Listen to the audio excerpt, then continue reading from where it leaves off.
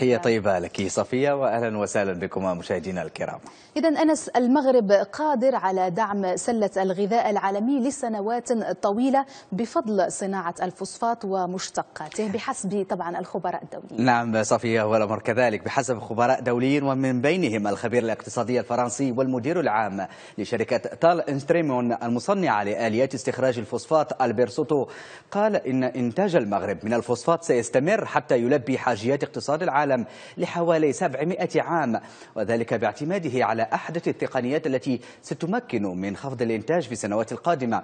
وأضاف سوتو الذي كان يتحدث في ندوة وسائل المعادن وتطوير سبل استغلالها خلال أشغال الدورة الثالثة لمعرض المناجم والمقالع بالدار البيضاء، قال أن فوسفات المغرب سيوفر غذاء العالم خلال السنوات القادمة، وذلك بالنظر إلى الدور الهام الذي يلعبه الفوسفات في تأمين الغذاء وعلاقته بالمخصبات الزراعية والسماد المستخرج منه.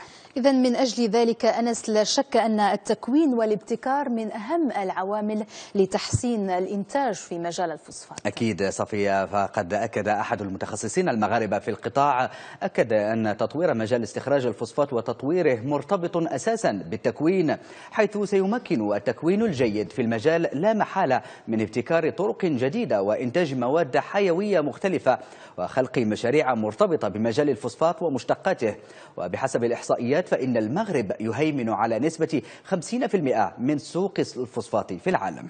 المغرب كذلك يصبو إلى رفع إنتاج الفوسفات طبعا، والذي شهد ارتفاع رقم معاملات. نعم، حاليا ينتج المغرب نحو 30 مليون طن من الفوسفات سنويا، في الوقت الذي يعتزم الوصول إلى 40 مليون طن من الإنتاج بحلول سنة 2020. هذا في الوقت الذي يهيمن على 47% من صناعة حامض الفوسفوريك، إلى جانب 9.5% من إنتاج السماد العالمي. وقد وصل رقم معاملات المجمع الشريف للفوسفات إلى نحو 3 ملايير و750 مليون دولار برسم الأشهر التسعة الأولى من هذا العام، إذ ارتفعت صادرات المغرب من الأسمدة بنسبة 45%، وذلك بفضل الكميات الموجهة نحو إفريقيا التي تضاعفت بنسبة 100%.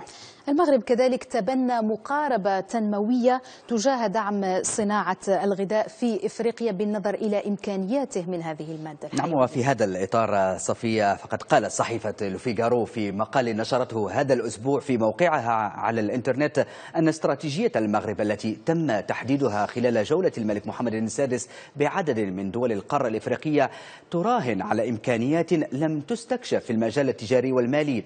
المقال أبرز أن المغرب اتجه نحو الجنوب من أجل تعزيز حضوره المتمثل أساسا في هيمنته على سوق الفوسفات، المادة الرئيسية لتنمية الصناعة الغذائية في إفريقيا وسط النمو الديمغرافي المرتفع للقارة السمراء. وهنا نستحضر إنشاء وحدة لإنتاج الأسمدة بالجرف الأصفر التي سيوجه إنتاجها بشكل كامل نحو إفريقيا. هذا كل شيء، عودة إليك صفي.